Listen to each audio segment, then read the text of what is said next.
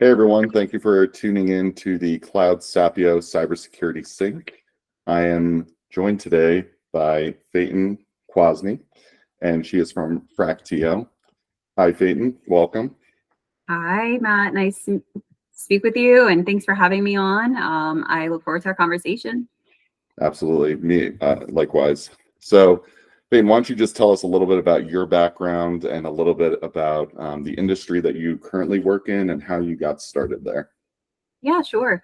So my background started about 15 years ago in working in tech. Was when I got my first taste of like being at a tech company. It was more so on the enterprise side of things.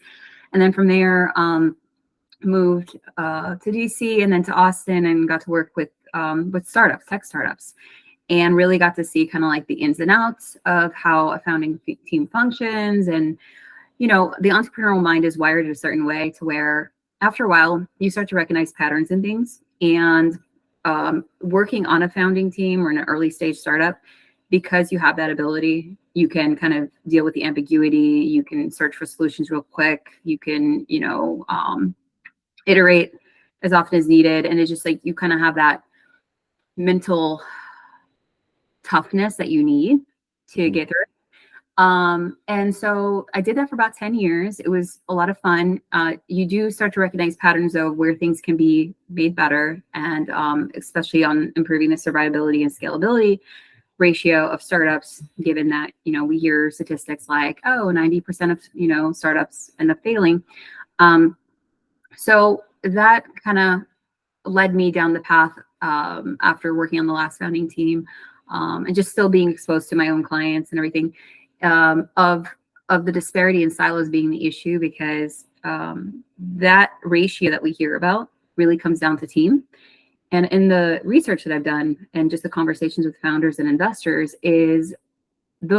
that's actually just a symptom of the real core problem, which is really the team, whether the startup is hiring too soon, not getting the right people on board in time, because they might choose to hire their buddy or someone that was referred, as opposed to like a culture fit with that mentality that can stick it out and knows how to operate.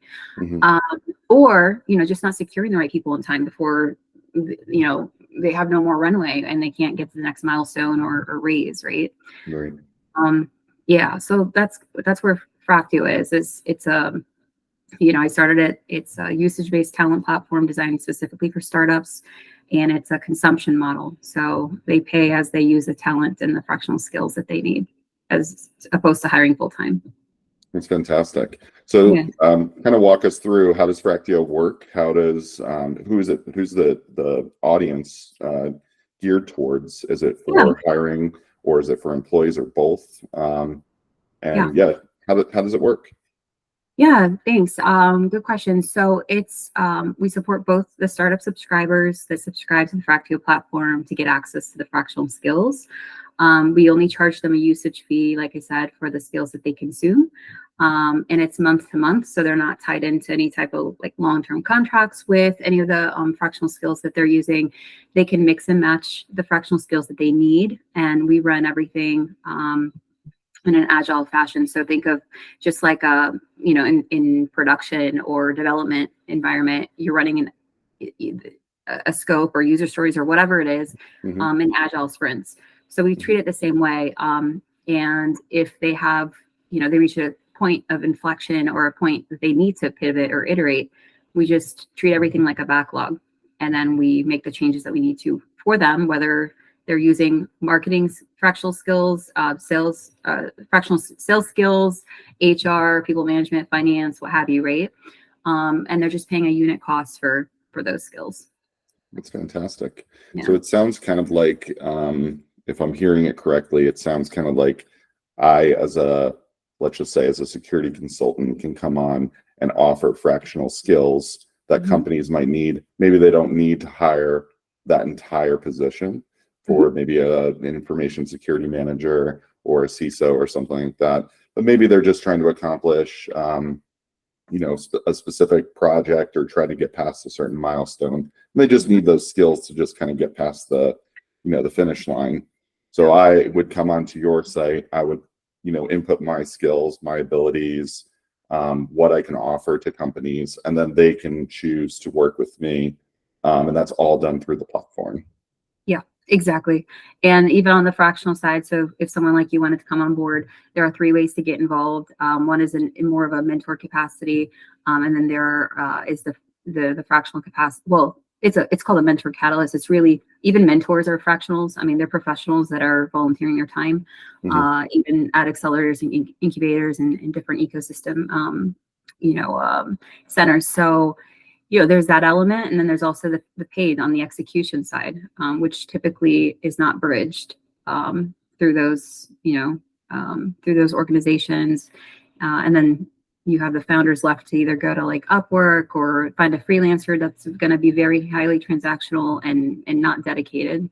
And you can find some freelancers that are, but they're actually better at being fractionals. They should be fractionals and not freelancers, because freelance is not designed to be long term. It's hourly or fixed rate. It's not based on retainer based, like a retainer based relationship. So yeah, exactly. I've also noticed, just with the way that the industry is kind of progressing, this fractional way of consuming work, or workers coming on and providing work, is becoming a lot more common in the startup field, because because runway can be tight, and there can only be a certain amount that is delegated towards just getting the platform or whatever the project is off the ground.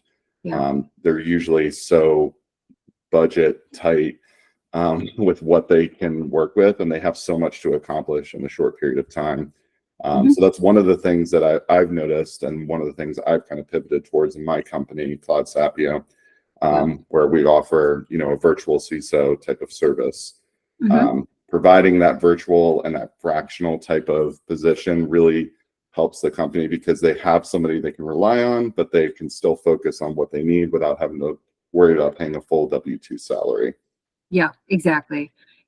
And there's absolutely a need in that. And whether it's, for early stage startups or just small and medium businesses in general, across different verticals and industries, that's definitely a need.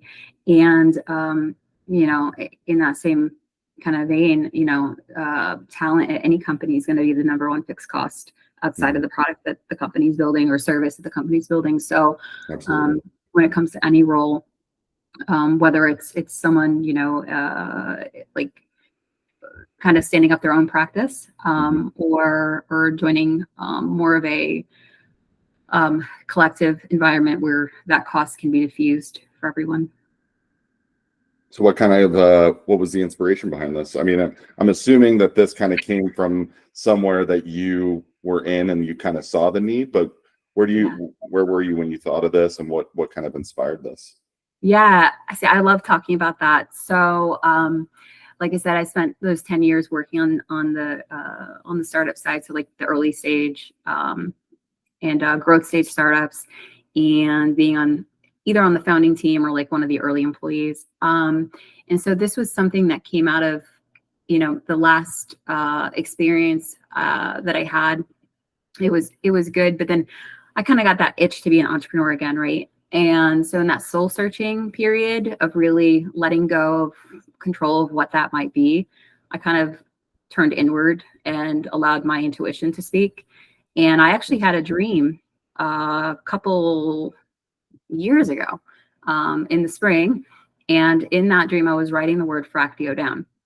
And that inspired the name. I didn't know what it was going to become. I had an idea, of course, because I was mulling over different things to work on. What is it? What is my highest good? What is the next thing that I can get behind, with the passion and the drive and the grit it's going to take, right? Yeah. And it's kind of taken shape from there. You probably don't hear that very often, but when we say, "Oh, I had a vision for a company," no, I literally had a dream for a company. That's so awesome. Yeah. Actually, that's not that I think I've heard that once or twice on like a Shark Tank episode. Like somebody's like, "I had a dream about this," and then they like, they're pitching it in front of the sharks. Yeah, exactly. And so like it's crazy because here it is 2 years later, and it's I'm letting it take shape based on what resonates with the startups and the founders and the fractionals that want to get on board. So that's fantastic. Yeah. That's really awesome. Thank you. And what type of, I guess, is there a specific type of startup that would kind of seek you out, or are you guys just kind of going after, I mean, it sounds like this could be used in any startup scenarios based on what I'm hearing. It can. So if we look at different stages, and obviously depending on the publication or the research or what have you, everyone's going to define early growth and scale stage a little bit differently. But just generally speaking, when a startup is, say, in the pre-seed stage, where they're looking either at product market fit or product solution fit, that they're iterating, they're doing customer feedback, they'll typically have either friends and family or angel funding to support that. So we'll call that pre-seed, right? At that point, they may have a founder, co-founder, maybe one's technical, one's good at go-to-market, maybe not, right? So they're going to go out and try to find resources. They might have an advisor saying, oh, I know someone, and they'll refer to their network. Or they might say, oh, well, they'll go out to these freelance platforms. If they do decide to hire full-time, that's what Fractio is steering them against, because it's only going to increase the risk for all their stakeholders, including their investors. So Fractio supports from that stage up through, say, a Series A round, which might take a few years, but if they're a SaaS or software company, you could define that as oh, they're around 3 to 5 million in annual recurring revenue. So that point, there is a place for fractionals, but it's more so to get them to get them through kind of the growth to scale stage. Fractio at that point, we want to see them succeed. And so we want to let them go and have them replace our fractionals with either full-time hires now that the processes, systems, and tools have been stood up and they've proven out the departmental function enough to where they've de-risked that. And then they can add in a full-timer at that point, and they can handle, hopefully, the cash burn rate of that full-timer, plus the benefits packages, plus the incentives, plus the what have you. But really, until they get past that stage, if you think of the number of departments, the number of full-timers typically that we see as soon as someone's funded, it's you start seeing these $100,000 salaries published out there, and they've just gotten their first round of funding, right. And it's going to burn so fast. It's going to be their number one fixed cost. And unless they get it right, unless they get every milestone and task right, they're just increasing their risk. And so that's what we're doing, is we are helping them de-risk their opportunity and increase their survivability and their scalability until the right time. No, yeah, it makes perfect sense in terms of going back to that runway of you have a certain amount of cash and you don't want to burn through that, because before you go to market or anything like that, giving this fractional option for so many different types of positions can be so beneficial to startups. Have you guys seen that it is, what's the feedback that you guys are receiving from the clients that you're working with? Yeah, so the usage-based model that we're leveraging is really working for them, because unlike, I'll just compare it to, say, a freelancer. Having a freelancer that you're paying hourly, they may get busy because they don't know what other clients that they're working on. They're not dedicated. But time, it's not they're not burning the time on the full-timer, the idle time. So let's say between 20 and 30% of someone's day might be idle time. Right. And you throw in sick days and vacations and lunch breaks and mental breaks and all sorts of things that are necessary if you're working full-time, but it just doesn't make financial sense for a startup that is in that early stage. They can't grow up before they can walk. They have to learn to walk before they can run. So that's the biggest thing, is the flexibility, but not losing the dedication and the depth and breadth of skill, which is typically why they want to go full-time. But there's other ways to get dedicated people besides doing that, and that's Fractional, and enables that. Absolutely. And it seems like that's kind of the progression of the industry. It seems like you go from full-time employees down to like contracted projects, dedicated, firms that bring in a couple people. You have a project, you get it done, and now we're kind of down to just fractional. Just get the exact skills and the exact tasks and time that is needed to just get these things done. And then once that's done, then we move on to the next, the next phase. Or so I can see the need for something like this, and I can see you guys becoming just really big in this space. Yeah, thank you. Yeah, I mean, it's definitely a like I said, I mean, it came out of the place it came out of is definitely heart driven, right? And so it really is part of the mission to do this for other startups, just having seen the things that constantly can happen. And the way I see it is that, and I've mentioned this a lot of times, it's kind of part of my own philosophy, personal philosophy, is that of the 3 million SMBs created every year, and then there's a segment of those that you could say are tech startups. They all start off with a vision or mission to create some kind of change in the world, right? Sometimes, obviously, you're going to have those that are financially driven as their primary objective. Other times, you're going to have someone that's like, no, I've really seen this happen, and it personally affected me, or I've seen it affect other people, and I want to change it. And then they just look for people to support that, right? And so, it's just having other conduits to help them do that. They're not being taught that. It's just, there's so much pressure once they're funded, and they see others, advertising those full-time roles, and like, hey, we'll give you X% in equity. We're going to be huge. And, it's a dream. Yes. But the reality is it's a high risk.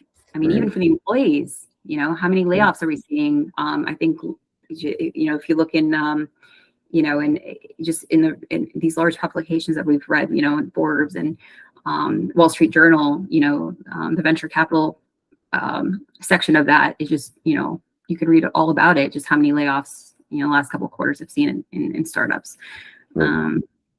So, yeah. Thank you, though. Absolutely.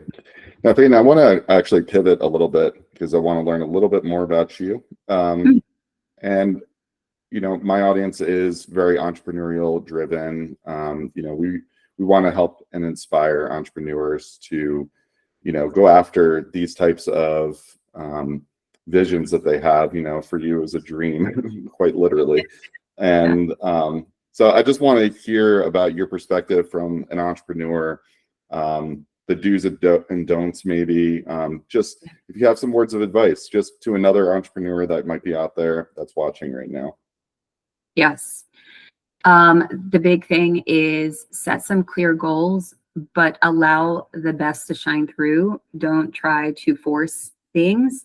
You have to have an element of dedication and grit, yes, and that mental toughness to get through, because it's going to be a long journey. Even, these large now, growth and scale stage startups that we're seeing. I mean, they took 5 to 7 years to get to where they are, right? It's almost like looking at a celebrity and thinking, oh my gosh, like I want to be just like them, or like, a sports figure. And it's just, we have to come with a level of humility, and not allow our ego and the fear-driven nature of the ego self to want to drive things because we're in a rush, or we're afraid, or we are unsure, or that's the nature of startup. I mean, you have to be comfortable with ambiguity, but you have to be also very judicious with your time as well. And that's the biggest thing I would say. And do right by the people that you bring on board, whether they're fractional, freelance, or they choose to go full-time. But obviously I'm advocating for fractional. Absolutely. Of course. Beautifully said. Thank you very much. We really appreciate that. Before we close here, was there any other things that we didn't touch on that you'd like to bring up, or any events or resources that you want to point the audience towards? Sure. So if you would like to learn more about Fractio, just go to fractio.co. You can also feel free to connect with me on LinkedIn, Fatin Kwasny. And I'll just throw one last thing in. Fractio just made the Final Four in Tampa Bay Inno Madness's startup competition that's voted on by their readers as the most fun, investable startup idea. So we're in the top 4 now. It just started today. And I think it's open till, I want to say, the 29th. So please look that up on LinkedIn or online, and we'd love your vote in our matchup, Fractio. Fantastic.